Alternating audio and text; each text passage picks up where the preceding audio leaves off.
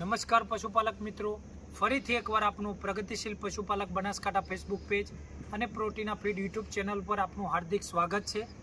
આજે અંદાજે 2 વર્ષથી વધુ સમયથી પ્રોટીના પરિવાર સાથે જોડાયેલા એવા લાલજીભાઈ ચૌધરીના ફાર્મ પર આવવાનું થયું છે।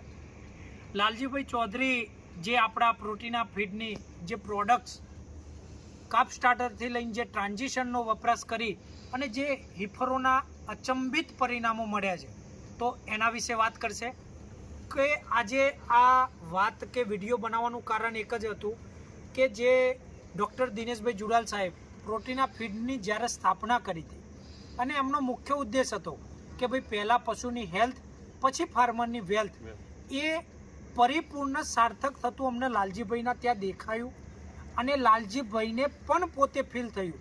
એ વાત લોકો સુધી મૂકવા આજે હું એમના ફાર્મ પર આવ્યો છું। તો લાલજીભાઈ ખૂબ ખૂબ ધન્યવાદ, તમે જે સમય આપ્યો।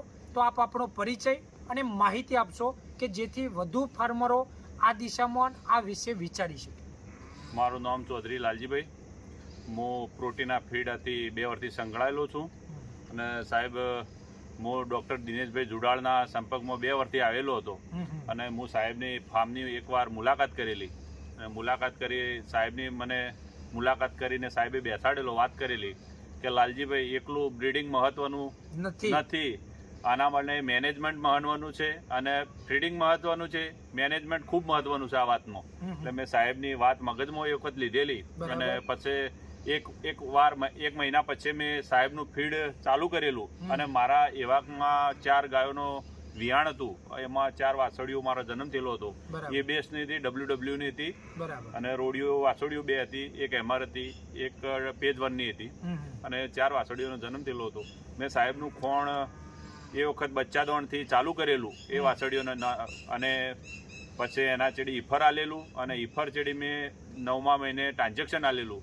હાલ એ વાછડીઓ 22 મહિને 2 વાછડીઓ વિયાણ કરેલું છે અને વાછડીઓનો 22 મહિને જન્મ થયો, એ વાછડીઓ આજે 13-14 લીટર દૂધ ઉપર આવી છે અને મને એવો વિશ્વાસ છે। 13-14 ઉપર દૂધ ઉપર આવી, એમનો કેટલા દિવસ થયા વિયાય?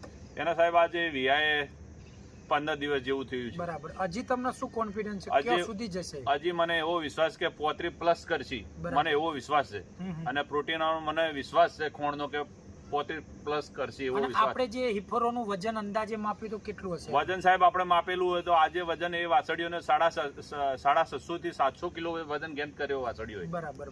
મતલબ તમે જે ડોક્ટર દિનેશભાઈ જુડાલ સાહેબ જે મોટો લઈને નીકળ્યા હતા કે ભાઈ પહેલા પશુની હેલ્થ પછી ફાર્મરની વેલ્થ, તો શું એ સૂત્ર એ જે ઉદ્દેશ હતો એ તમને ખુદને સાર્થક થતો દેખાયો છે? સાહેબ એ મને તો બીજું હું જોતો તો ફેસબુક ઉપર જોતો પણ મને વિશ્વાસ આવતો નહીં, મેં મારા ખુદની ત્યાં અપનાવ્યું અને આજે મને રિઝલ્ટ જોવા મળી રહ્યું હોય। બરાબર। સાહેબના ફીડથી, પ્રોટીના ફીડથી રિઝલ્ટ મને આજે જોવા મળી રહ્યું છે। તો તમને ખેડૂતોને બીજો કોઈ સંદેશ આપવા માંગો છો? ખેડૂતોને હું એક જ કહું કે પ્રોટીના ફીડ વાપરો અને સારું મેનેજમેન્ટ કરો અને સાહેબનું કન્સલ્ટન્સી કરો તો આમાં તમને રિઝલ્ટ વધારે મળશે। એકલા ફીડથી મહત્વનું કે કોઈ સાયલેજનું મહત્વ નહીં। બરાબર।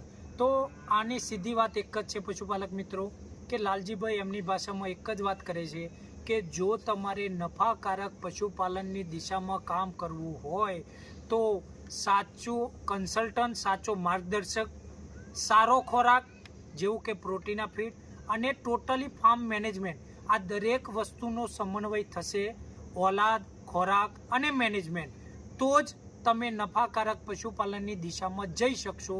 અને આ ઉદ્દેશ અને આ જ પરિશ્રમ સાથે આ જ વસ્તુ લઈને ડૉક્ટર દિનેશ જુડાલ સાહેબે પ્રોટીના ફીડની સ્થાપના કરી હતી અને એ ઉદ્દેશ આવા હજારો પશુપાલકો તૈયાર થશે એવો અમને વિશ્વાસ છે ટૂંક સમયમાં। અને જે પણ ગુજરાતના છેવાડાનો કોઈ પણ પશુપાલક પશુપાલનથી નાસીપાસ થયો હોય તો નાસીપાસ થવાની જરૂર નથી।